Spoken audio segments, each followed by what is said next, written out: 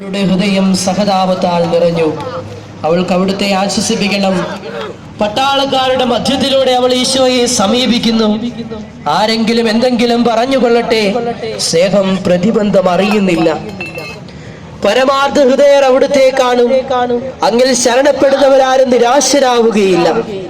അവൾ ഭക്തിപൂർവം തന്റെ തുവാലയെടുത്തു, രക്തം വരണ്ട മുഖം വിനയപൂർവം തുടച്ചു. എന്നോട് സഹതപിക്കുന്നവരുണ്ടോ എന്ന് ഞാൻ അന്വേഷിച്ചു നോക്കി, ആരെയും ഞാൻ കണ്ടില്ല. എന്നെ ആശ്വസിപ്പിക്കുവാൻ ആരുമില്ല.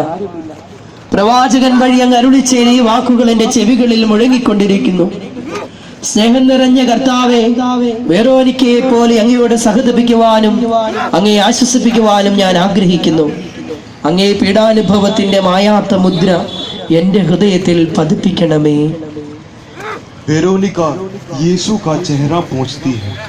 हमारे प्रभु यीशु का चेहरा खून और पसीने से विकृत देख रहा था।